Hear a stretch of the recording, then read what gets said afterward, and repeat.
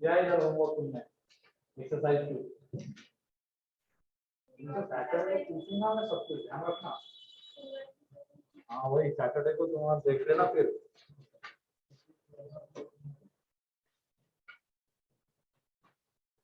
इसमें exercise 2 part 3 exercise 2 part 3 first doubt. जब पहला ही डाउट है क्या? अब ध्यान रखना जब भी 3 स्क्वायर का सम आ रहा है 3 स्क्वायर का सम आ रहा है तो वहां पे वो क्या हो सकता है? किसी एक वेक्टर के मैग्नीट्यूड का स्क्वायर हो सकता है, ये ध्यान रखना। एक क्वेश्चन पार्ट 2 में भी था, अब पता नहीं हो तुम लोगों ने तो नहीं पूछा है इधर लास्ट लेक्चर में जो डिस्कशन हुआ था। तो यहाँ पे एक वेक्टर जो है उसको हम मानेंगे f of x i cap plus g of x j cap plus h of x k cap, ठीक है। और वो जो लेस देन और इक्वल टू 9 गिवन है, मतलब वो एक तरीके से क्या है? Magnitude of a square less than और इक्वल टू 9 है। मैग्नीट्यूड ऑफ a क्या होगा? Under root b square plus d square plus d square. अब अंडर रूट नहीं है मतलब वो मैग्नीट्यूड ऑफ a का स्क्वायर लेस देन और इक्वल टू 9। अब अगले में u ऑफ x क्या गिवन है? ये गिवन है 3f of x plus 4g of x plus 10h of x। अब यहाँ पे ये दो वेक्टर का डॉट प्रोडक्ट होगा और दूसरा वेक्टर इसमें 3i cap 4j cap plus 10k cap होगा। तो इसका मतलब यहाँ पे u ऑफ x क्या है? a dot b and a dot b किसके इक्वल रहता है? Magnitude of a magnitude of b into cos theta. और हमें a डॉट b की कैसी वैल्यू पूछी है? मैक्सिमम। तो मैक्सिमम वैल्यू कितनी आएगी इसकी? cos थीटा कितना होगा उसके लिए? तो cos थीटा 1 होगा ना मैक्सिमम के लिए, थीटा 0 होगा।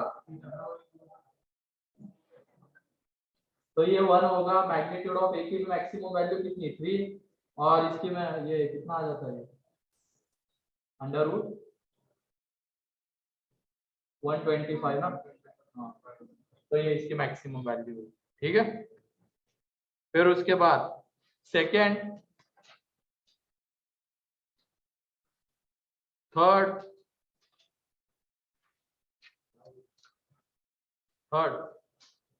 in equilateral triangle find the value of p square where p is arbitrary point lying on its circumcircle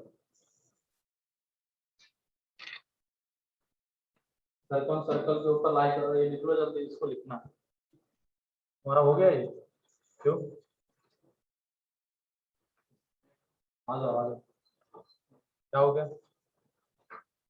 क्यों नहीं हो पाया? सॉल्व ही नहीं किया तूने भी? इधर कितने लोगों ने नहीं किया है? क्या कर रहे थे तुम लोग?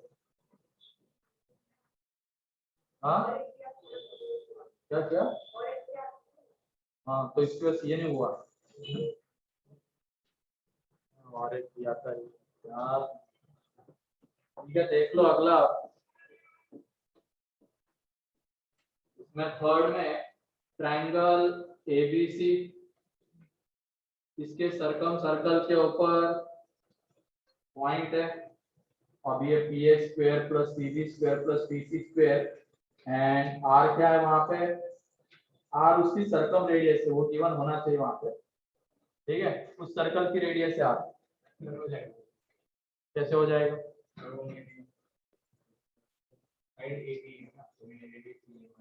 नहीं वो ए बी सी। अब इस सर्कल के ऊपर एनी पॉइंट बोला गया पी, तो अपने कन्वीनियंस के लिए क्या करेंगे? किसी को पी ले लेंगे। तीनों में से किसी एक को पी ले लो तो पी ए डिस्टेंस कितना हो जाएगा? 0। फिर पीबी एंड पीसी कितना आ जाएगा? इसकी साइड्स का स्क्वायर प्लस इसके साइड्स का स्क्वायर और डिवाइडेड बाय आर स्क्वायर। और आर में और ए में तुम रिलेशन बता सकते हो। ये यहाँ पे क्या है? R R R. अब ये एंगल कितना आएगा? ये एंगल आ जाएगा यहाँ पे 30, ये आ जाएगा 30। ये है ए और ये क्या है? आर है। तो तुम आर निकाल सकते हो साइन रूल से ए के टर्म्स में, ठीक है। निकाल सकते हो? वही कैसे बता? क्या लगाएगा साइन रूल से? ए अपॉन इसके अपोजिट वाला ये एंगल कितना है? 120 है, साइन 120 एंड आर अपॉन क्या लगाओगे? साइन 30।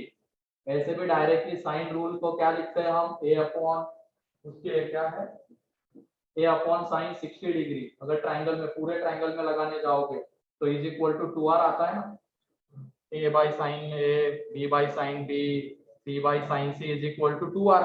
तो यहाँ पे a upon sine a angle कितना है? पूरा एंगल 60। तो वहां से भी ए किसके टर्म्स में आ जाएगा या आर किसके टर्म्स में आ जाएगा वो मिल जाएगा। तो R is equal to A by root 3, तो उसमें पुट कर दो तो मिल जाएगा रिजल्ट। ठीक है, आर्बिट्री पॉइंट बोला गया था, हम कोई भी ले सकते हैं उसके ऊपर। फिर उसके बाद फोर्थ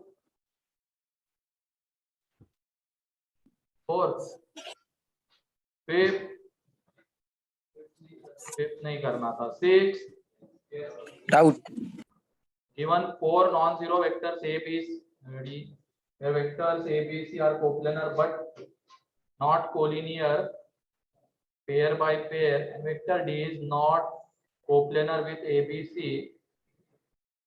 a b और b c के बीच में एंगल पाई बाई 3 d है, d b के बीच में angle,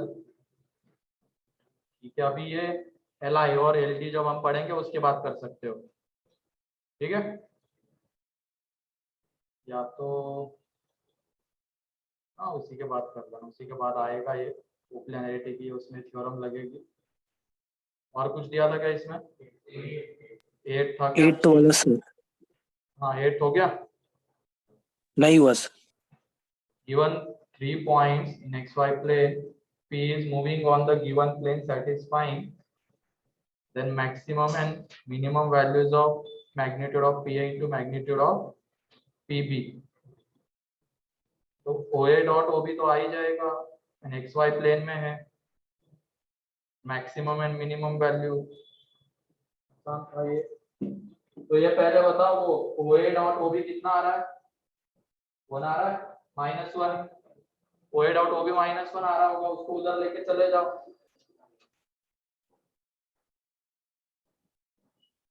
cos theta is equal to ये कितना आ जाएगा?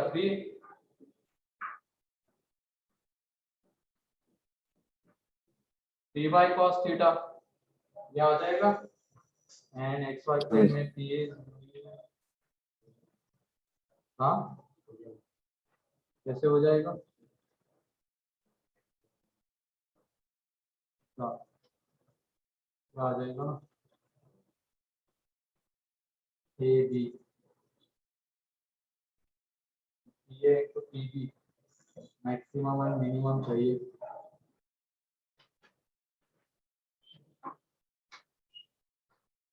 थीटा कहाँ कैसे डिसाइड करोगे इसमें? क्यों? हाँ तो होगा एक्टिव तो 0 to पाई बाई 2, वो कितना बढ़ा जाएगा? इसमें और कुछ है ज्योमेट्री की अगर बात करते हैं तो ये ए है, ये बी है, अब पी इसी प्लेन में ये कर रहा है, तो हमें पी ए और P B is equal to P B चाहिए, ये भी चाहिए था।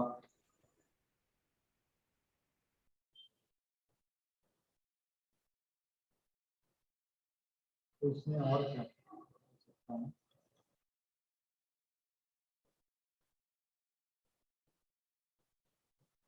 और वैसे भी P A dot P B करोगे तो वो क्या दे देगा? P A dot P B, इसको ले लेंगे,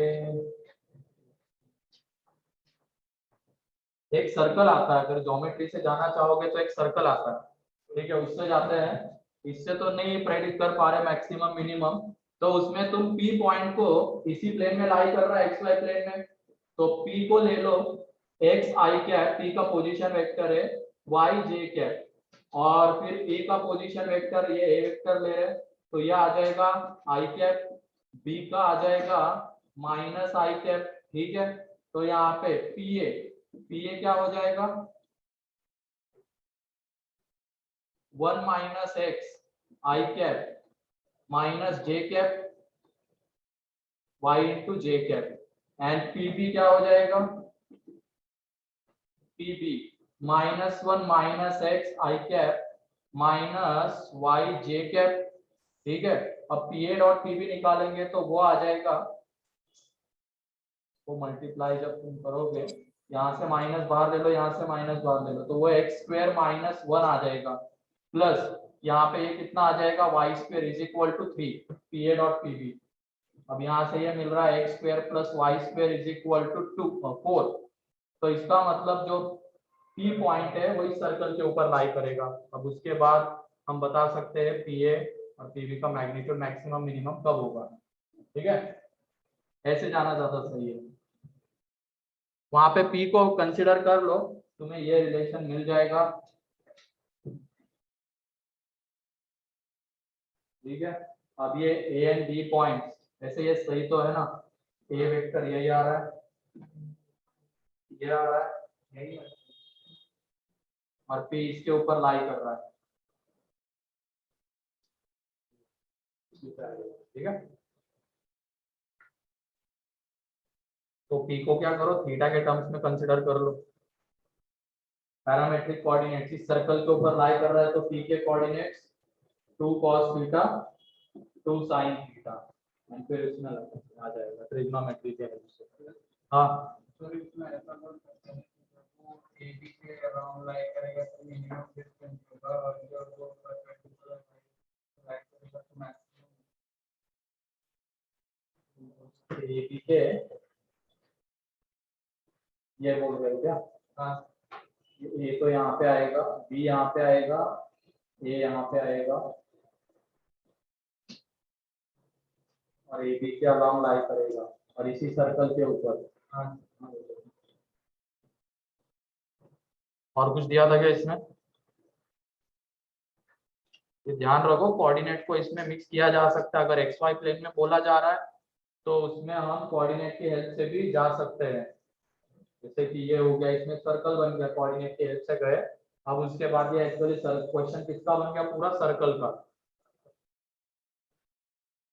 ठीक है, आज के लिए इतना ही है, इतना ही था ना, सॉल्व किया करो।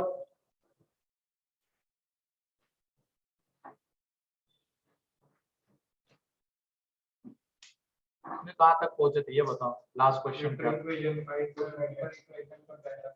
पहला क्वेश्चन हो गया था क्या, क्लियर है वो, कैसे वो आंसर को देख के हम अप्रोच कर रहे थे। ठीक है,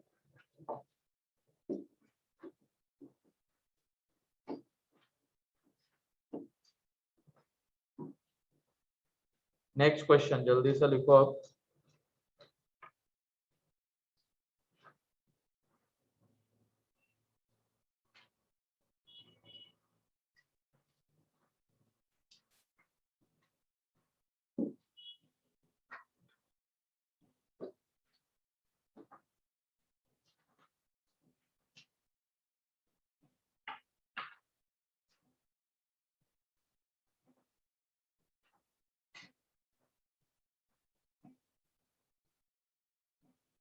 नेक्स्ट क्वेश्चन, यहाँ पे if x cross y, vector x cross y is equal to B vector, फिर उसके बाद x plus y is equal to A vector, x dot a is equal to 1, then find vectors x and y in terms of, then find vector x and vector y in terms of vector a and vector b, in terms of vector a and vector b।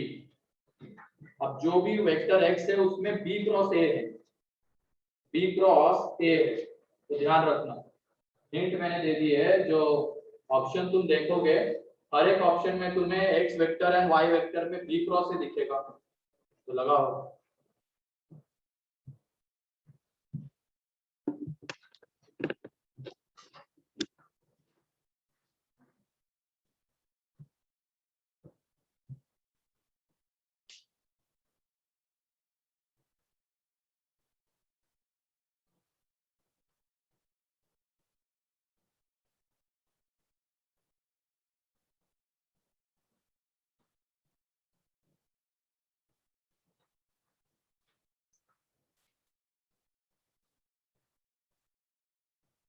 X and y x A and B के terms में चाहिए। X and Y में एक relation given है, एक और आ जाएगा तो साइमल्टेनियसली सॉल्व करके हमें मिल जाएगा वो।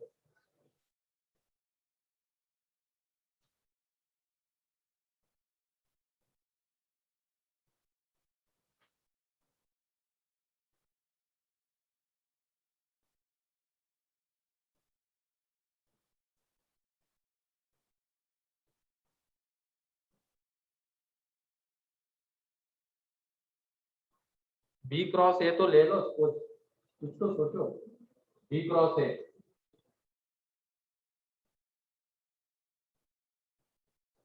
तो बी क्रॉस ए मतलब हमें क्या करना पड़ेगा? हाँ, ए का क्रॉस प्रोडक्ट पहले वाले में लेना पड़ेगा, तो लो, तो वेक्टर ट्रिपल प्रोडक्ट बनेगा, लगाओ उसका रिजल्ट जल्दी।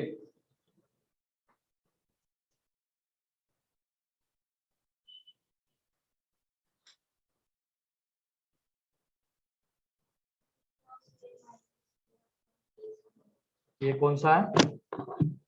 एक्स क्या कह रहे हो? बी क्रॉस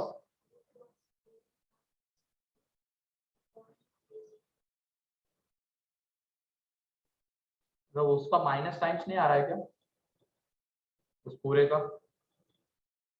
पर देखो आ रहा है?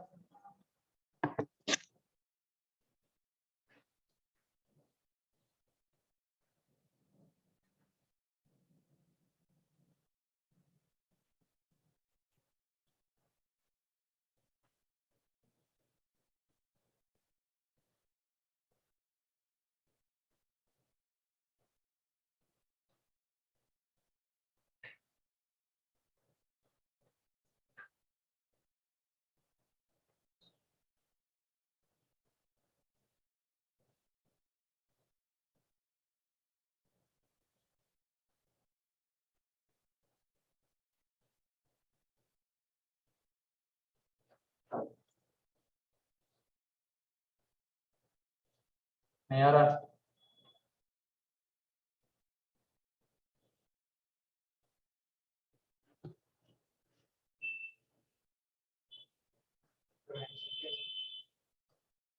क्या आया एक्स वेक्टर?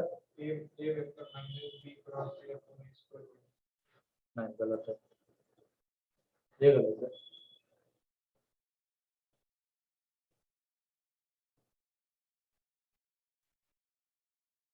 ये y है x है? गलत है।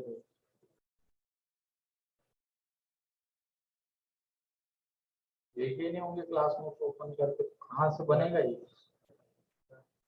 y vector is equal to a vector plus b cross a कौन मैथ्स लगा रहे हो वहां पे? देखो यहाँ पे, तो इसमें क्या चाहिए था हमें? बी क्रॉस ए चाहिए, तो इसका मतलब पहले वाले इक्वेशन में क्या करेंगे? दोनों तरफ क्रॉस ले लेंगे, ए के साथ क्रॉस ले लेंगे। तो पहले इक्वेशन में जब तुम क्रॉस लोगे तो x cross y cross A is equal to ये आ जाएगा b क्रॉस ए। अब इसमें क्या, वेक्टर ट्रिपल प्रोडक्ट का रिजल्ट लगा देंगे। वेक्टर ट्रिपल प्रोडक्ट क्या दे देगा हमें यहाँ से? x dot A into y minus y dot A to x is equal to ये कितना आ जाएगा? b क्रॉस है, ठीक है, ये हमें मिल गया। अब उसके बाद ये देखो x एंड y में एक और रिलेशन मिल गया। यहाँ पे x एंड y में एक रिलेशन है, लेकिन ये x dot A and y dot a आ रहा है, तो क्या करें बताओ? वहां पे x डॉट ए की जगह पे 1 आ जाएगा, तो y डॉट ए कैसे मिलेगा? सेकेंड इक्वेशन में a के साथ डॉट लेने पे मिल जाएगा, तो ये y dot A into x vector is equal to B cross ए, ये तो चलो मिल गया, ठीक है, ये फर्स्ट है। अब हमें y डॉट ए चाहिए होगा, मतलब इसका डॉट लेना है किसके साथ? a के साथ, तो ये आ जाएगा x dot A plus y dot A is equal to a dot A, and A dot A मतलब क्या रहेगा, मैग्नीट्यूड ऑफ ए का स्क्वायर। अब ये है 1, तो इसका मतलब यहाँ से y डॉट ए कितना आ रहा है, मैग्नीट्यूड ऑफ ए का स्क्वायर -1। तो इसको उठा के इसमें पुट कर देंगे, therefore y vector minus magnitude of a का square -1 into x vector is equal to B cross ए। ये हमें मिल गया एंड हमारे पास क्या है, x प्लस वाई है। तो दोनों को साइमल्टेनियसली सॉल्व करके हमें क्या मिलेगा, x एंड y। x वो आ रहा है वही आ रहा है, कौन से तू कर तो -1 कहाँ से तेरा दिख रहा है तेरे को, तू नीचे तू x स्क्वायर -1 दिख रहा है, उसका कोएफिशिएंट निगेटिव होगा ना, वो x के साथ होगा। ठीक है। चलो देखो अब हमारे पास ये है, एक ये चीज है और एक क्या है, x vector plus y vector is equal to a vector है, ठीक है। इसको नाम अब सेकंड दे देते हैं और ये थर्ड, ये गिवन था। अब एक काम करो, थर्ड में से सेकंड को माइनस करो, थर्ड में से सेकंड को माइनस करोगे तो y y कैंसिल आउट हो जाएगा, ठीक है। अब ये देखो x वेक्टर उसमें से ये माइनस हो जाएगा तो बचेगा क्या, सेकंड माइनस थर्ड करने पे, और third minus second, third minus second, तो y तो कैंसिल आउट हो गया और ये x वेक्टर का जो कोएफिशिएंट आएगा magnitude of a square is equal to क्या आने वाला है, a vector minus b cross a, ठीक है। तो यहाँ से x vector is equal to आ जाएगा a vector minus b cross a upon magnitude of a square. तुम्हें बताना पड़ेगा ना एडिशन सब्ट्रैक्शन कैसे करते हैं। अब ये क्लियर है,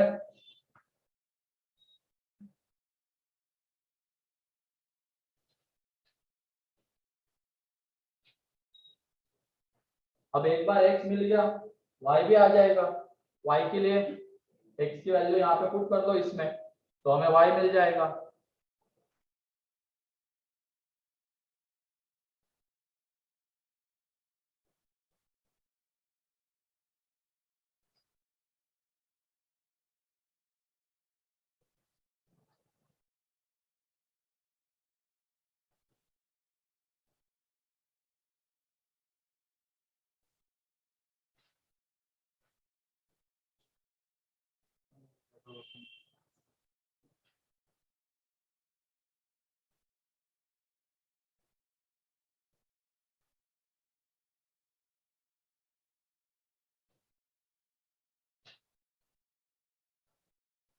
क्लियर है, किसी को कोई डाउट इसमें। अब सारे ऑप्शन में तुम्हें बी क्रॉस है या ए क्रॉस बी तो दिखेगा, तो वहां से हिंट लेनी थी कि हाँ पहले वाले इक्वेशन में हमें क्रॉस लेना और फिर वहां से आगे अप्रोच करना।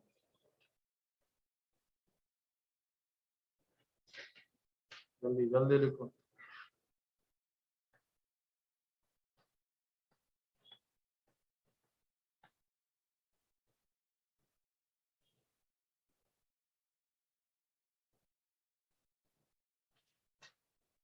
हो गया,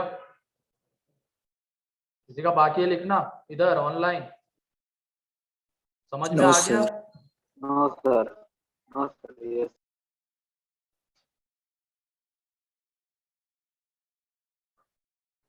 एक और आगे क्वेश्चन लिखो अब, if if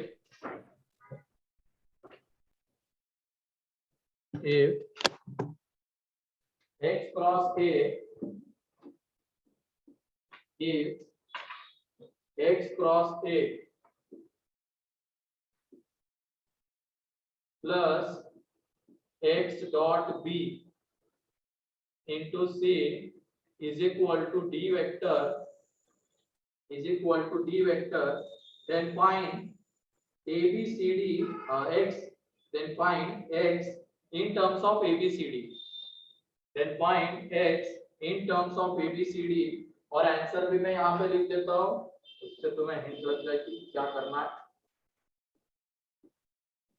D dot A C dot A C cross B, sir उधर का दिख नहीं रहा है। अच्छा इधर का नहीं दिख रहा, x vector is equal to d dot a upon c dot a c cross b plus a vector minus d cross b upon a dot b। ये आंसर है, ठीक है। और क्वेश्चन ये है, इसकी हेल्प से हमें x को इस फॉर्म में लाना है।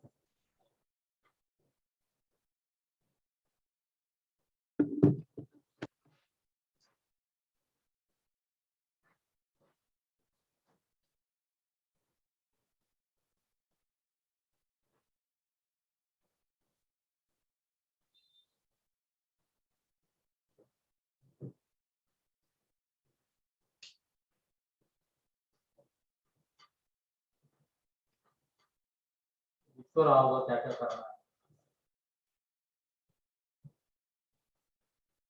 है। एक तो d क्रॉस b दिख रहा है और एक क्या दिख रहा है, c क्रॉस b।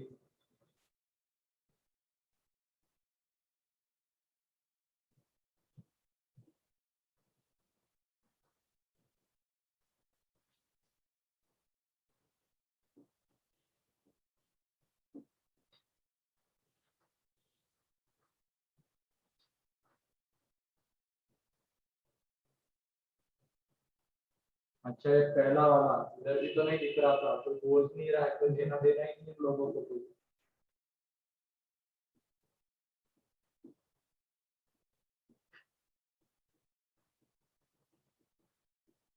भूत की तरह बैठे हुए हैं, बस उधर का भी नहीं दिख रहा था। लिख तो लिया था क्या लेकिन वो,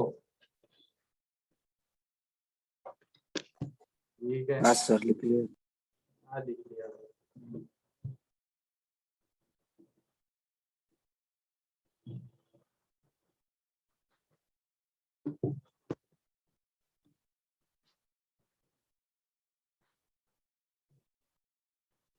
नीचे वाला आंसर है, ठीक है। ये जो लिखा हुआ ये आंसर है, एक्स वेक्टर है यहाँ पे।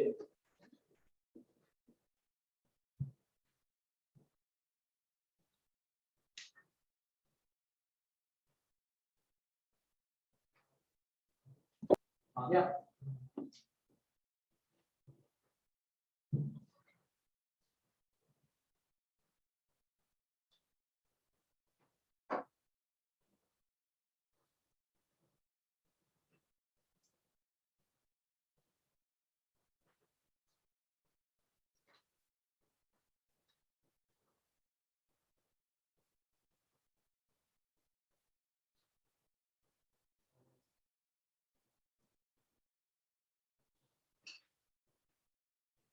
आ गया।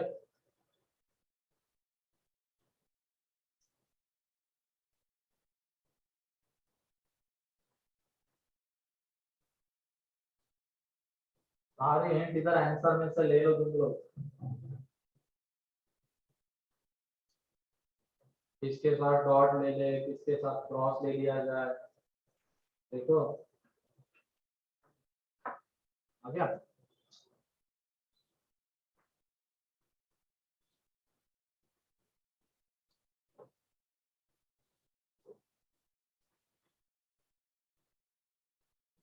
नहीं आ रहा, सोच तो, सोचेगा तो ही तो पता चलेगा क्या करना है। क्या करना है वो तो है सामने, तो आप कहीं ना कहीं तो कुछ कर रहा होगा। तो सिर्फ क्रॉस भी नहीं लेने, डॉट भी लेने हैं, ये भी ध्यान रखना। वहां पे एक डॉट भी फंसा हुआ है ऊपर वाले में, वो लाने के लिए बी के साथ डॉट लेना होगा। आ गया।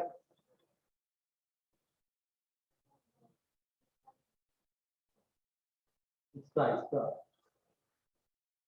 मुझे तो एक डॉट भी मिलेगा। वैसे एक्स डॉट भी तो आ ही जाएगा, एक ही साथ लेना पड़ेगा, एक के साथ डॉट लेना पड़ेगा।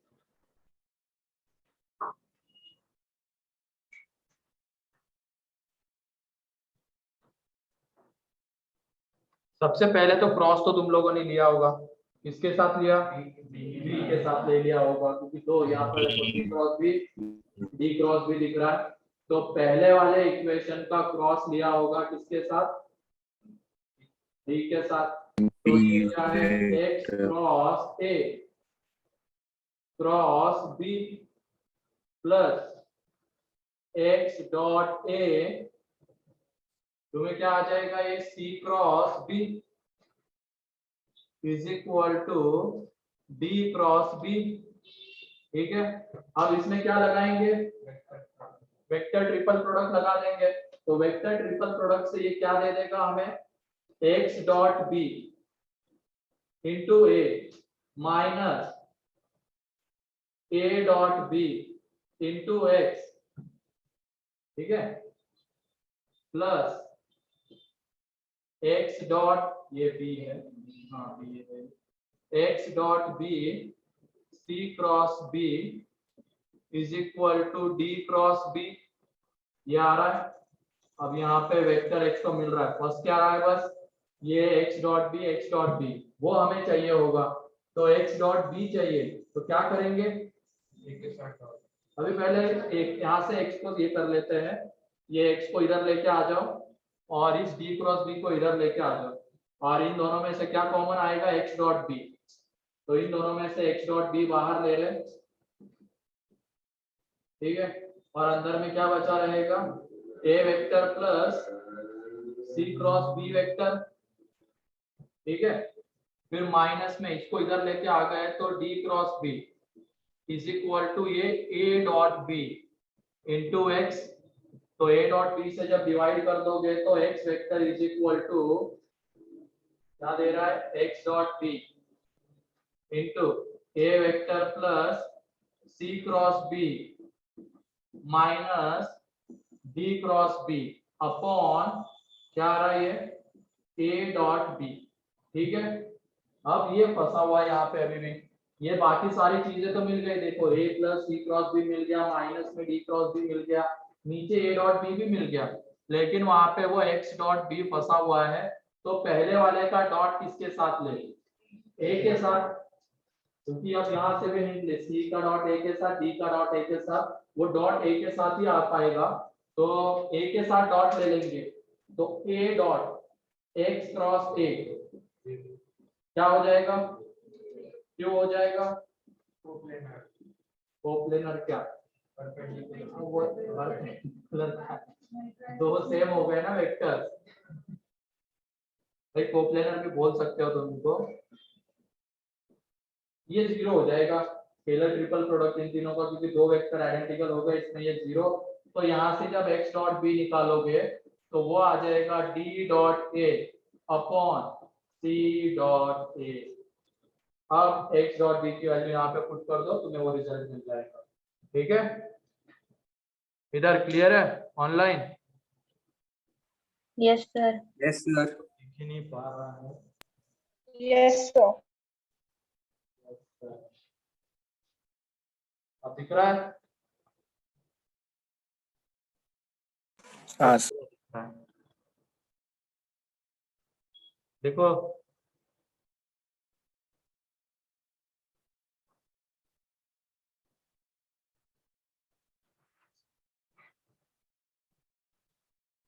फिर क्या गड़बड़ हो रही थी,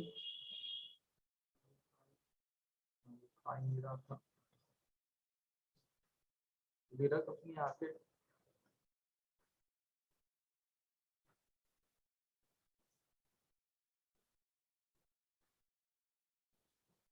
मैं लोगों से आ गया था। अच्छा वाह, ये आयुष क्या कर रहा तू, हाँ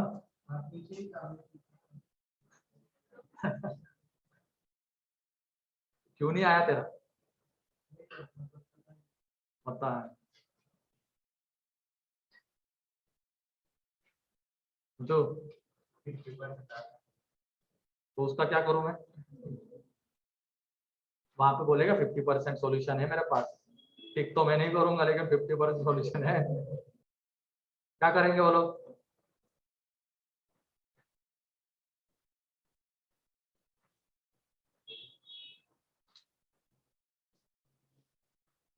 क्लियर सभी लोगों ने, जल्दी करो।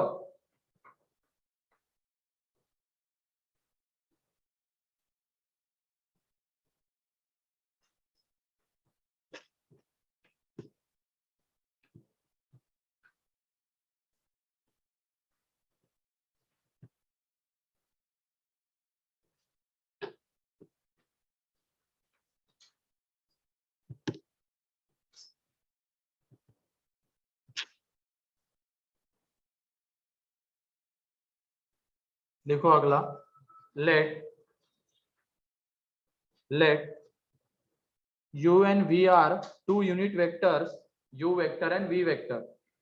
Let u vector and v vectors are two unit vectors and w vector बाहर दे देना, ऊपर में है ना w वेक्टर, मतलब ये नहीं कि w और आगे वेक्टर लिख रहे हैं, वो भी कर रहे होंगे कुछ लोग तो, या हाँ, w vector is a vector such that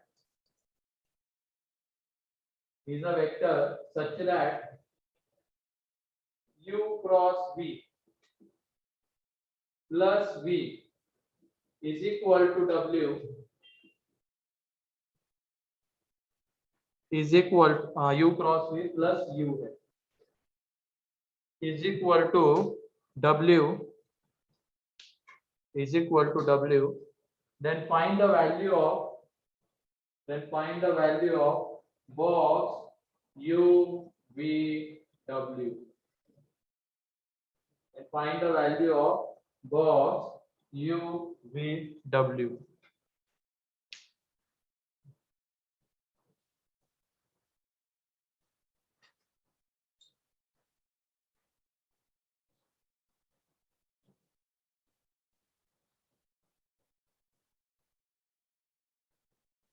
and और एक है W क्रॉस U, वो भी गिवन है हमें, W cross U is equal to V, ये भी गिवन है।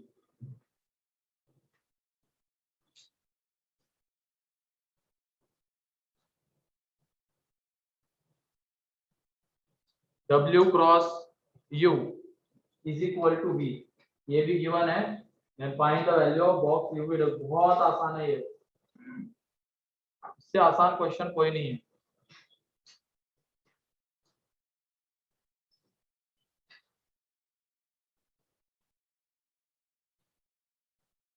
बताओ जल्दी,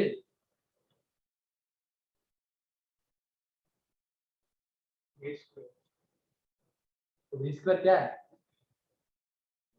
1 है ना, 1 है, तो ऐसे ही मिल जाएगा। वो सेकंड वाला जो इक्वेशन है वो पहले वाले की कोई जरूरत भी नहीं, पहले की कोई हेल्प नहीं होगी इसमें, सीधा तुम्हें क्या चाहिए, बॉक्स यूवीडब्ल्यू डॉट वी ले लो, यहाँ पे इसका डॉट ले लो v के साथ, तुम्हें क्या मिल जाएगा, बॉक्स यूवीडब्ल्यू मिल जाएगा। तो इसका बस डॉट ले लो v के साथ, ठीक है, उसका डॉट अगर तुम लोग v के साथ ले लोगे तो तुम्हें बॉक्स यूवीडब्ल्यू मिल जाएगा।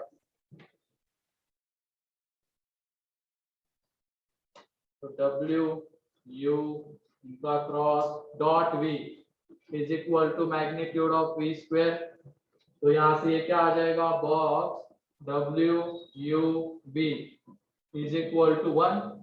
अब हमें UVW चाहिए था तो हम देखेंगे ऑर्डर वाइज, पहले W आ रहा है, देन क्या आ रहा है, U है एंड देन V है, तो इसको हम क्या UVW से रिप्लेस कर सकते हैं, WUV है एंटी क्लॉकवाइज, एंड जब हम UVW भी देखते हैं वो भी एंटी क्लॉकवाइज है, तो इसको हम UVW का बॉक्स भी लिख सकते हैं इज इक्वल टू 1, तो इसका आंसर आ जाएगा 1। क्या कर रहा था,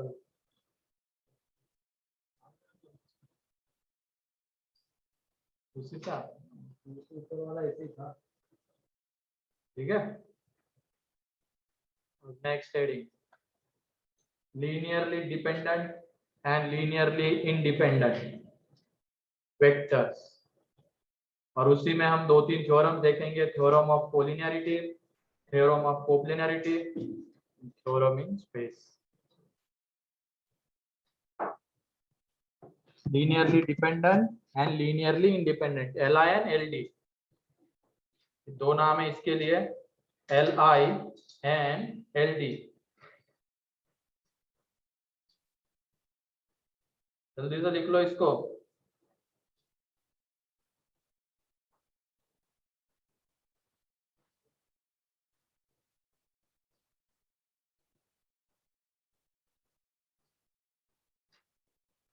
या इसी को कहते हैं लीनियर कॉम्बिनेशन भी कहते हैं, ठीक है, उसी में ये L I N L D पढ़ने वाले। तो यहाँ तो चाहो तो इसकी जगह पे लीनियर कॉम्बिनेशन हेडिंग डाल दो, ये हटा के, उसी में हम एल आई और एल डी देखेंगे। Linear combination,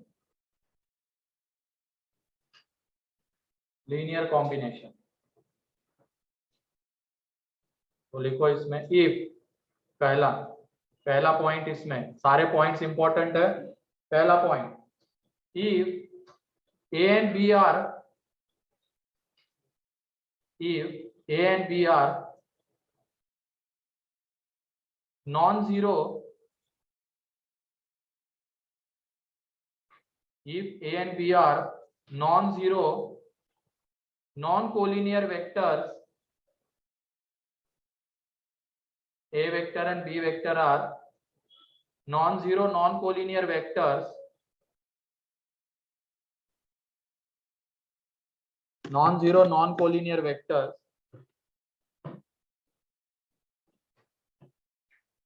so that x a vector plus y into b vector is equal to x dash into a vector plus y dash into b vector.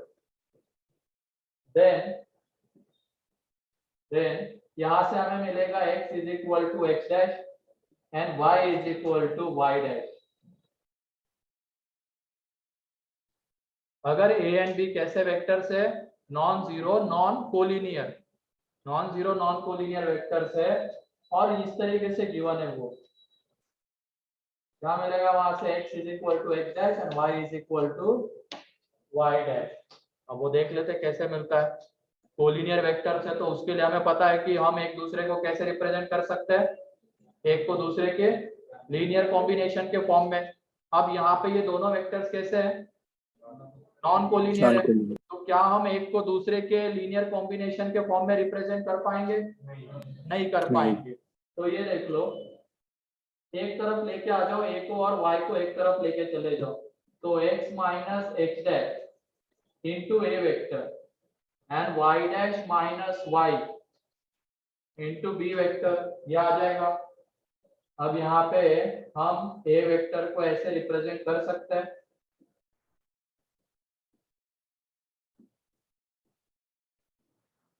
अब ये बताओ अगर ये नॉन जीरो हुआ तो इसका मतलब क्या आएगा? हम a को b के लीनियर कॉम्बिनेशन के फॉर्म में रिप्रेजेंट कर पा रहे। तो ये पॉसिबल होगा क्या? नहीं होगा, ये कांस्टेंट होगा ना, ये x y x dash y dash constants है, ठीक है। मतलब ये अगर नॉन जीरो होगा तो यहाँ से ये कैसा आ जाएगा? लैम्डा टाइम्स b, मतलब a को हम b के लीनियर कॉम्बिनेशन के फॉर्म में रिप्रेजेंट कर पा रहे, लेकिन ये दोनों कैसे वेक्टर्स है? Non collinear. तो इस वजह से यहाँ पे ये y डैश माइनस y कैसा होना चाहिए? जीरो। एंड सिमिलरली अगर हम y डैश माइनस y को नीचे लेके जाएंगे तो x minus x dash zero होना चाहिए। तो इसका मतलब सिंपली क्या हो जाएगा? अगर a एंड b दो नॉन कोलिनियर वेक्टर्स है एंड ये गिवन है वहां पे, तो सिंपली क्या कर देंगे? एक a वेक्टर का कोएफिशिएंट a के साथ इक्वेट कर देंगे एंड b वेक्टर का b के साथ इक्वेट कर देंगे, ठीक है। हाँ, वो जो y equal to y dash होगा, हाँ, वो a इक्वल टू 0 आ जाएगा, तो नॉन जीरो वेक्टर। तो नीचे वो तो एक प्रूफ की तरह है, नीचे वाला क्या पता है क्या है? नीचे वाला भी अगर जीरो हो गया तो वो तो इंडिपेंडेंट इंडिटरमिनेंट फॉर्म, वो तो कोई भी वैल्यू ले सकता है, उसको जीरो नहीं बोल सकते ना, ठीक है। लेकिन अगर वो नॉन जीरो हुआ तो फिर वो कैसा हो जाएगा? एक को दूसरे के लिए मतलब लीनियर कॉम्बिनेशन के फॉर्म में रिप्रेजेंट कर पा रहे, तो फिर वो कोलिनियर हो जाएंगे, लेकिन कोलिनियर नहीं बोला, ठीक है। वहां पे देखो a वेक्टर कैसे आ रहा था? y minus y, y dash minus y upon x minus x dash, और ये ऐसा अगर हो रहा होगा तो x x डैश के इक्वल होना चाहिए y y डैश के। अगर हम वहां पे y minus y dash zero भी ले लेंगे तो नीचे वाला भी जीरो ही है, तो जीरो बाई जीरो एक इनडिटरमिनेंट फॉर्म है, ठीक है। ऐसा मत बोलना कि ये जीरो हो जाएगा और हमने नॉन जीरो कहा है, ठीक है। तो सिंपली क्या है, अगर a and b non collinear vectors है और इस तरीके से वो रिलेट करके दिए गए, तो क्या करना है? a वेक्टर का कोएफिशिएंट a वेक्टर के साथ कंपेयर करना है, b वेक्टर का b वेक्टर के साथ, ठीक है। एंड अगर कोलिनियर हो जाएंगे तो एक को हम दूसरे के लीनियर कॉम्बिनेशन के फॉर्म में रिप्रेजेंट कर पाएंगे। और जस्ट एग्जांपल के तौर पे अगर लेना चाहोगे तो जैसे ये होता है x i vector plus y j vector x dash i vector and y dash j vector. Example x i cap and j cap collinear है, i cap j cap collinear है क्या? नहीं है। और अगर हम ऐसे इक्वेट कर रहे हैं तो ये कब पॉसिबल होगा? जब x इज इक्वल टू क्या हो जाए x dash and y is equal to क्या हो जाए y डैश। सीधा हम क्या करेंगे आई कैप के कोएफिशिएंट को उसके साथ इक्वेट कर देंगे, जे कैप को इक्वेट कर देंगे, ठीक है। और ये यहाँ से होता है जो हम इक्वेट करते थे ना स्टार्टिंग में, दो इक्वल वेक्टर्स, तो आई कैप को आई कैप के साथ, जे कैप को जे कैप के साथ एंड के कैप को, वो यहाँ से आता है। उस टाइम पे भी मैंने बोला था वो आगे जाके हम उसका प्रूफ देखेंगे, तो ये है वो, क्योंकि वहां पे आई जे कैसे वेक्टर्स है, नॉन, सिर्फ आई जे की बात कर रहे हैं अभी, आई जे की, ठीक है, दोनों नॉन कोलिनियर वेक्टर्स है, तो वहां से x is equal to x dash and y is equal to y dash मिलेगा, ठीक है। नेक्स्ट सेकंड पॉइंट,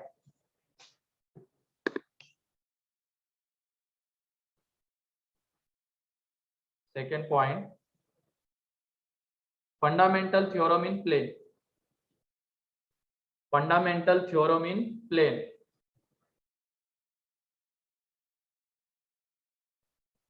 कोलिनियरिटी को देख ली थी हमने ऑलरेडी, तो इसकी वजह से वो नहीं लिखवा रहा हूँ, क्योंकि अगर कोलिनियर है तो एक को हम दूसरे के लीनियर कॉम्बिनेशन के फॉर्म में लिख सकते हैं। अब प्लेन की देख रहे हैं, फंडामेंटल थ्योरम इन प्लेन, तो लिखो वहां पे let A vector and B vector, let a vector and b vector, let a vector and b vector be two non-zero non-collinear vectors, two non-zero non-collinear vectors, two non-zero non-collinear vectors, then any vector r, then any vector r coplanar with a vector and b vector, coplanar with a vector and b vector can be expressed uniquely, can be expressed uniquely as linear combination of, can be expressed uniquely as linear combination of a vector and b vector, linear combination of a vector and b vector। इसका मतलब ये r vector को हम ऐसे represent कर पाएंगे uniquely, x a vector plus y b vector. Uniquely कहने का वहां पे रीजन ये है, x एंड y की पर्टिकुलर वैल्यूज होगी, x की भी एक पर्टिकुलर वैल्यू होगी और y की भी एक पर्टिकुलर वैल्यू होगी, ठीक है, तो इसकी वजह से यूनिकली बोला गया वहां पे।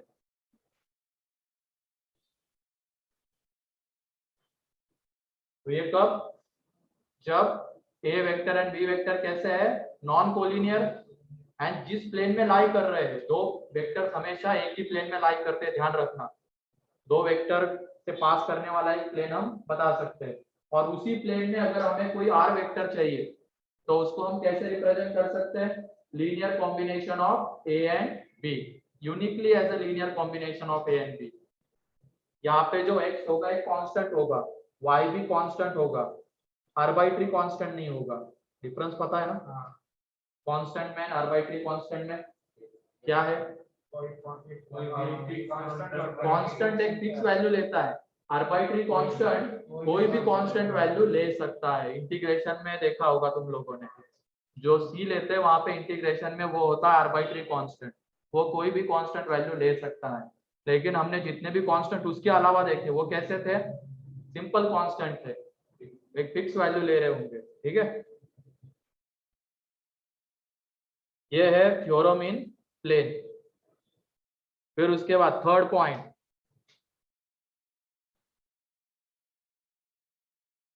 if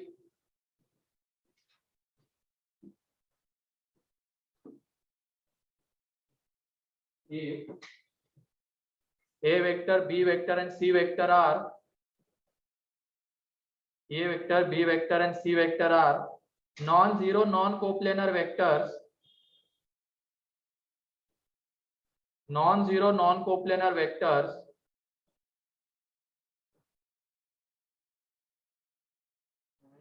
such that x A vector, y B vector, z C vector is equal to x dash A vector, y dash B vector, z dash C vector। यानी इस तरीके से रिलेट करके दिया जा रहा है उनको। एबीसी कैसे है? नॉन जीरो नॉन कोप्लेनर, और इस तरीके से रिलेट करके दिया जा रहा है। तो ये कब पॉसिबल होगा? जब x is equal to x dash हो जाए, y is equal to y dash हो जाए and z is equal to z dash हो जाए, तब जाके ये पॉसिबल रहेगा। ठीक है, तब जाके ये पॉसिबल होगा। A vector, b vector and c vector are non coplanar. तो लैंग्वेज अच्छे से पढ़नी है क्वेश्चन की। नॉन कोप्लेनर अगर गिवन रहेगा और ये रिलेट करके दिया गया इस तरीके से, तो x इज इक्वल टू क्या आ जाएगा? x dash, y is equal to y dash and z is equal to z dash. और अगर ऐसा रहता इधर ये a b c non coplanar vectors and equal to 0 दिया जाता, तो x y z की वैल्यू 0 हो जाती। ठीक है, x y z की वैल्यू 0 हो जाती। अब इसका भी प्रूफ है, स्केलर ट्रिपल प्रोडक्ट की हेल्प से हम इसको देख सकते हैं। क्या करो, ए वेक्टर को इधर लेके आ जाओ, बी सी को इधर भेज दो। तो जब हम वो करेंगे तो x minus x dash into a, फिर y dash minus y into b and z dash minus z into c आ जाएगा। तो a vector is equal to y dash minus y, z dash minus z into c, और ये upon में क्या रहेगा? x minus x dash and x minus x dash ये रहेगा। अगर ये नॉन जीरो हुआ तो हम क्या बोल सकते हैं? हम ए वेक्टर को इन दोनों के लीनियर कॉम्बिनेशन के फॉर्म में रिप्रेजेंट कर पा रहे हैं। और देख लो, अगर हम r को a एंड b के लीनियर कॉम्बिनेशन के फॉर्म में रिप्रेजेंट कर पा रहे हैं, तो वो कैसे होंगे? कोप्लेनर। ये r भी इसी के प्लेन में है ना, a b के, तो इसका मतलब ये तीनों वेक्टर्स कैसे है? कोप्लेनर। तो अगर ये नॉन जीरो हुए तो इसका मतलब a को हम linear combination of b and c के टर्म्स में रिप्रेजेंट कर पाएंगे। तो ये तीनों वेक्टर्स कैसे हो जाएंगे? कोप्लेनर। लेकिन हमें कैसा बोला गया है? Non coplanar. तो इसकी वजह से ये होना जरूरी है यहाँ पे। ठीक है, ये लिखने की जरूरत नहीं है, याद रखना है बस। अगर नॉन कोप्लेनर है तो हम क्या करेंगे? उनका कोएफिशिएंट इक्वेट कर देंगे सीधे दोनों तरफ। ठीक है, अब अगला fundamental theorem in space. Fundamental theorem in space. Fundamental theorem in space.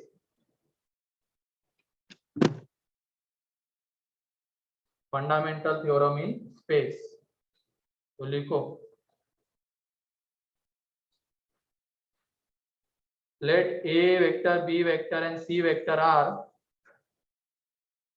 non-zero non-coplanar vectors in space, non-zero non-coplanar vectors in space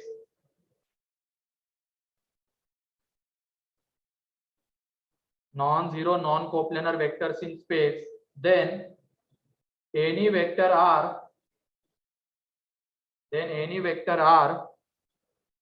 can be uniquely expressed as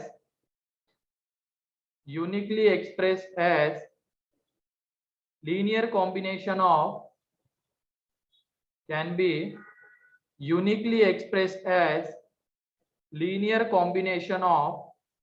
a vector, b vector and c vector.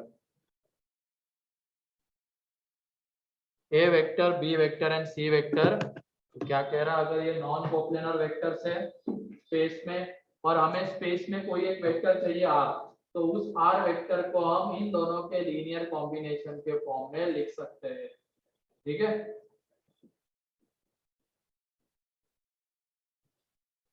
ये हो जाएगा। तो ये सारे points एक बार पढ़ो।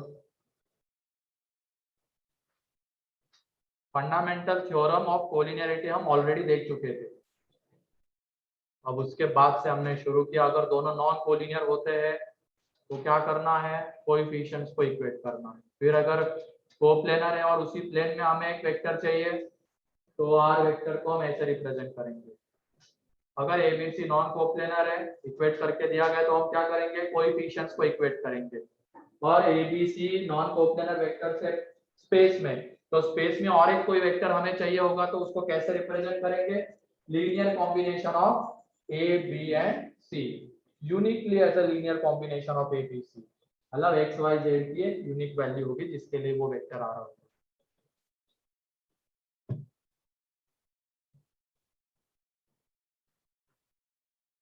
देख लो सारे पॉइंट्स, याद रखना है। तो जितने भी वो क्वेश्चंस तुम बोल रहे होंगे जो नहीं बना है, सारे उसमें सब में ऐसा ही होगा। A B C are 3 vectors, non coplanar vectors, R is any vector, इस तरीके की चीजें होगी। बता देगा क्वेश्चन कौन सा बोल रहे थे?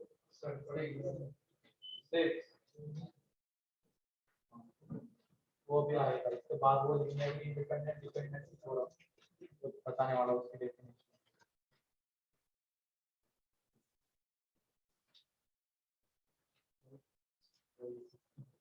ये क्वेश्चन से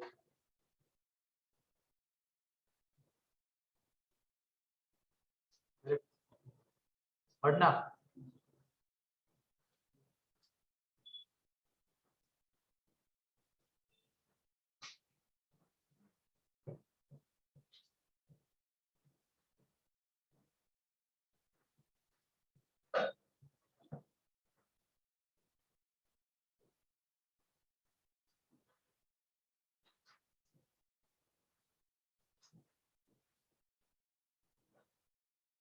तो देख लो, कोई भी वेक्टर लिखना होता है तो हम किस में लिखते हैं, आई जे एंड के फॉर्म में लिखते हैं। वो इससे दिख जाएगा, क्योंकि आई जे के तीनों वेक्टर्स कैसे हैं, नॉन कोप्लेनर है। तो स्पेस में वो आई जे के पूरे स्पेस को रिप्रेजेंट करते हैं, और स्पेस में हमें कोई वेक्टर चाहिए होता है तो हम उसको आई जे के फॉर्म में रिप्रेजेंट करते हैं। तो यही इससे है, कौन सा, fundamental theorem of space.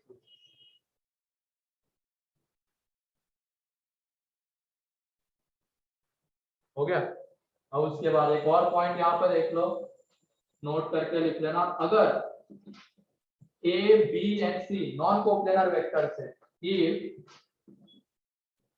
A vector, b vector and c vector are non coplanar, non coplanar, ठीक है, नॉन कोप्लेनर है तो स्पेस में हमें कोई वेक्टर चाहिए होगा तो एबीसी के टर्म्स में लिख सकते हैं, लेकिन वो तो हम ऑलरेडी देख चुके हैं। अगर एबीसी नॉन कोप्लेनर है तो तुम ये बताओ a cross b, b cross c and c cross a कैसे रहेंगे। A cross b cross c and c cross a भी नॉन कोप्लेनर रहेंगे। अगर एबीसी नॉन कोप्लेनर है तो ये क्रॉस भी नॉन कोप्लेनर रहेंगे, ये ध्यान रखना। R also non coplanar, then R non coplanar. ये इसलिए बता रहा हूं क्योंकि अगर ये नॉन कोप्लेनर है, नॉन कोप्लेनर, तो क्या करेंगे, एक किसी वेक्टर स्पेस में किसी वेक्टर को हम इन तीनों के लीनियर कॉम्बिनेशन के फॉर्म में लिख सकते हैं। ये तीनों भी नॉन कोप्लेनर है, तो इसका मतलब स्पेस में अगर कोई वेक्टर लेना है हमें तो उसको हम इन तीनों के लीनियर कॉम्बिनेशन के फॉर्म में लिख सकते हैं। किसी किसी क्वेश्चन में ये लेने के बजाय ये लेना ज्यादा बेटर रहता है, ठीक है, ध्यान रखना। ये वो क्वेश्चन भी आएंगे, मॉड्यूल में आएंगे।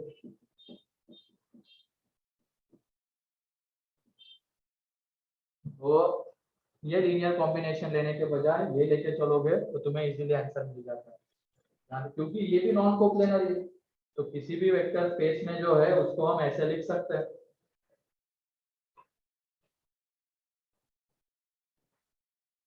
ठीक है, नेक्स्ट अब लीनियरली लीनियरली डिपेंडेंट, उसकी definition linearly dependent. if a1 vector a2 vector dash dash ये a1 vector a2 vector dash dash dash up to an vector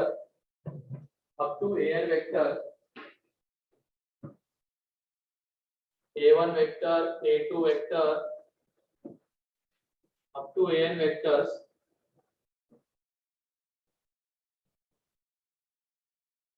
are non-zero vectors, are n non-zero vectors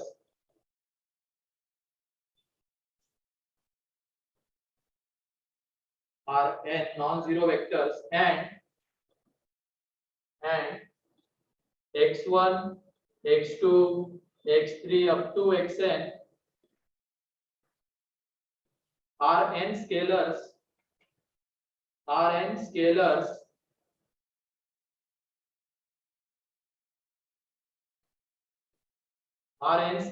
such that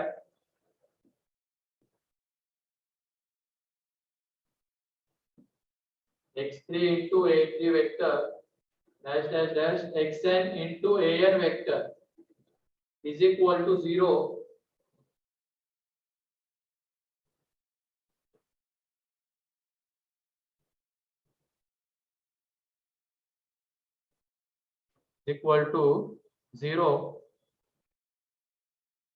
if there exists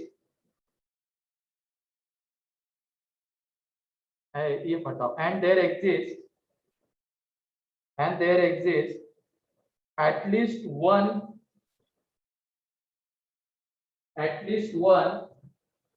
xi not equal to 0, मतलब ये xi इसलिए लिखा है, इसमें से कोई भी एक हो सकता है वो, at least one xi not equal to 0, then x1 vector comma x2 vector up to xn vector a1 vector comma a2 vector up to an vector are said to be linearly dependent vectors, are said to be linearly dependent vectors, are said to be linearly dependent vectors। ये हो गई linearly dependent की definition, और उसके बाद independent की लिख लो। Same है पूरा, इसमें यहाँ तक तो पूरा सेम है, वो तो लिख ही लेना।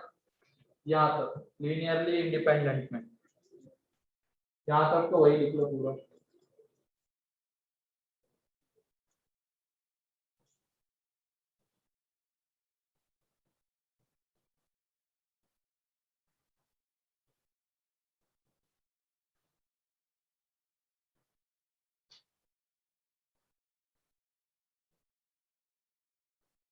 लिख लिया, उसके बाद यहाँ तक लिख लिया,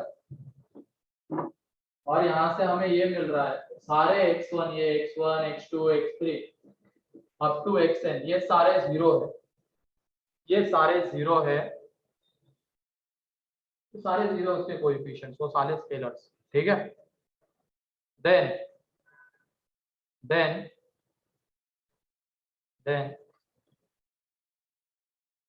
x1 a1 vector a2 vector up to an vector are linearly independent vectors,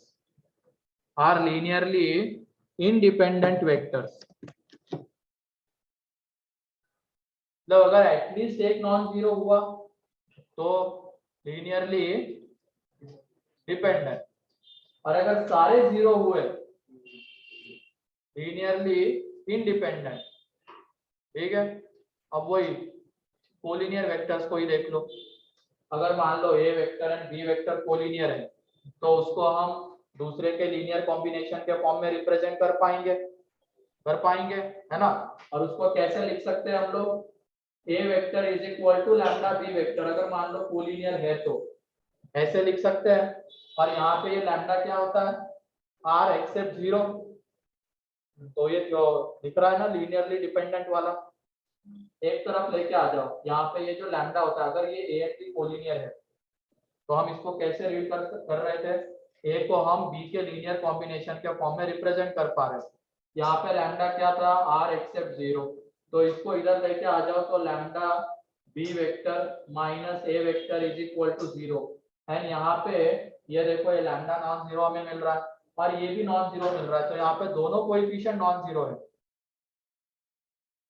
और ये इक्वल टू 0 गिवन है। तो इसका मतलब ए एंड बी कैसे है, लीनियरली डिपेंडेंट, लीनियरली डिपेंडेंट।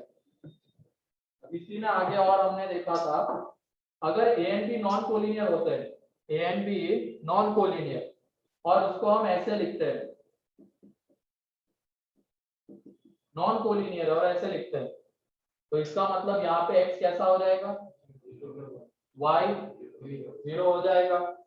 तो यहाँ पे ये जो ए एंड बी वेक्टर्स है कैसे है, लीनियरली इंडिपेंडेंट, क्योंकि हम ए को यहाँ पे बी के लीनियर कॉम्बिनेशन के फॉर्म में रिप्रेजेंट नहीं कर पाएंगे। तो लीनियरली डिपेंडेंट किसको कहेंगे, अगर हम एक को दूसरे के लीनियर कॉम्बिनेशन के फॉर्म में रिप्रेजेंट कर पा रहे तो लीनियरली डिपेंडेंट, और अगर नहीं कर पा रहे तो लीनियरली इंडिपेंडेंट। क्लियर, सिंपल क्या है, अगर एक को दूसरे के लीनियर कॉम्बिनेशन के फॉर्म में रिप्रेजेंट कर पा रहे तो लीनियरली डिपेंडेंट हो जाएंगे, नहीं कर पा रहे तो लीनियरली इंडिपेंडेंट हो जाएंगे। तो ये बताओ चार वेक्टर्स कैसे होते हैं, चार वेक्टर्स का अगर हम एक सिस्टम लेते हैं, a vector, b vector, c vector and d vector, क्या वो क्या लीनियरली डिपेंडेंट है या इंडिपेंडेंट है, सोच समझ के बताओ। चार वेक्टर्स ले रहे हैं हम, तो वो लीनियरली डिपेंडेंट है या लीनियरली इंडिपेंडेंट है। पहले के थ्योरम्स देखो, अगर मान लो उनमें से कोई तीन वेक्टर है जो नॉन कोप्लेनर है, तो क्या हम चौथे वेक्टर को बाकी तीन के लीनियर कॉम्बिनेशन के फॉर्म में नहीं लिख सकते हैं क्या, लिख सकते हैं। तो इसी को देखो ना, आर वेक्टर, यही सिस्टम ले लो तुम, R vector, A vector, y into b vector plus z into c vector, ये चार वेक्टर थे आर ए बी सी पूरे स्पेस में, तो एक को हम बाकी तीन के लीनियर कॉम्बिनेशन के फॉर्म में लिख पा रहे, तो इसका मतलब चार वेक्टर्स हमेशा कैसे होते हैं, लीनियरली डिपेंडेंट होते हैं। ये ध्यान रखना, चार या चार से ज्यादा वेक्टर, क्योंकि हम हाँ क्या क्या तो 4 डायमेंशंस कहाँ से,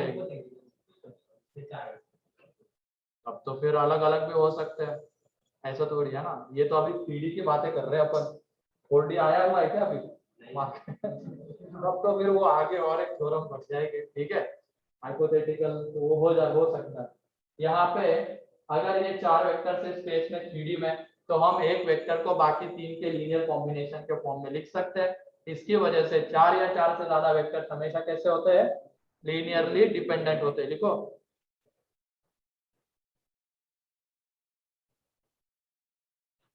four or more than four vectors are always linearly dependent, are always linearly dependent। फिर उसके बाद टू कोलिनियर वेक्टर्स कैसे होते हैं, डिपेंडेंट। थ्री कोप्लेनर वेक्टर्स कैसे होते हैं, डिपेंडेंट। अगर तीन कोप्लेनर वेक्टर है तो हम एक को दूसरे के बाकी दो के लीनियर कॉम्बिनेशन के फॉर्म में लिख सकते हैं, वो R vector is equal to x A vector plus y B vector, तो वो भी लीनियरली डिपेंडेंट का एग्जांपल है। मतलब अगर कोलिनियर है, कोप्लेनर है या चार वेक्टर्स है, तो वो पूरा क्या है, लीनियरली डिपेंडेंट है, ठीक है। दो में अगर होना होगा लीनियरली डिपेंडेंट तो कोलिनियर होना चाहिए, तीन में होना है तो कैसा होना चाहिए, कोप्लेनर होना चाहिए, एंड अगर चार में है तो वो हमेशा कैसा है, लीनियरली डिपेंडेंट है। इंडिपेंडेंट क्यों, क्या तीन क्यों लगाओ फिर आगे, लीनियरली डिपेंडेंट है। तो ये ध्यान रखना, अगर लीनियरली डिपेंडेंट है तीन वेक्टर तो उनका बॉक्स 0, वो भी लिख सकते हैं, उनका बॉक्स 0। अगर दो वेक्टर्स लीनियरली डिपेंडेंट है तो उनका डॉट या उनका क्रॉस 0, लिखते जाओ आगे। वो कोलिनियर के आगे लिख, अगर 2 वेक्टर कोलिनियर है तो A क्रॉस B 0, और अगर 3 वेक्टर कोप्लेनर है तो बॉक्स ABC 0। तो ये हेल्प करेंगे हमें, वो XYZ हम लेके चलते हैं ना लीनियरली, इसके लिए वो जैसे ये x1 x2 x3 के वैल्यू निकालने के लिए। फिर उसके बाद इसके अलावा जो भी आएगा वो कैसा रहेगा, लीनियरली इंडिपेंडेंट। अगर 2 नॉन कोलिनियर वेक्टर्स है linearly independent, 3 non coplanar vectors है लीनियरली इंडिपेंडेंट। ठीक है, तो हो गया ये LILD। इसका थ्योरी पार्ट क्लियर है क्या बताओ? बाकी क्वेश्चंस नेक्स्ट लेक्चर में देखेंगे। और इतने जल्दी फर्स्ट हो जाते हो तुम लोग, आंखों में से पानी आ रहा है तेरे, इतनी नींद आ रही तेरे को? एक बार देख लो सारे पॉइंट्स और बताओ कौन से पॉइंट में डाउट है।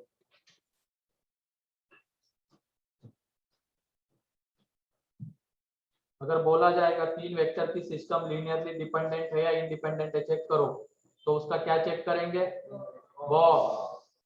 बॉक्स चेक करेंगे। अगर बॉक्स 0 आ रहा है डिपेंडेंट, नॉन 0 आ रहा है इंडिपेंडेंट। 2 वेक्टर है लीनियरली डिपेंडेंट है या इंडिपेंडेंट है पूछा है, क्रॉस चेक करेंगे। क्रॉस 0 आ गया डिपेंडेंट, नॉन 0 आ गया इंडिपेंडेंट। और 4 वेक्टर्स पूछे जा रहे हैं तो हमेशा डिपेंडेंट रहते हैं। ठीक है, चलो आज के लिए इतना ही है, बाकी का नेक्स्ट लेक्चर में देखेंगे इसके क्वेश्चंस। और नेक्स्ट लेक्चर में वो उसके ऊपर आ जाएंगे हम 3D के ऊपर, लाइन एंड स्ट्रेट लाइन, वो देख लेंगे। ठीक है, चलो।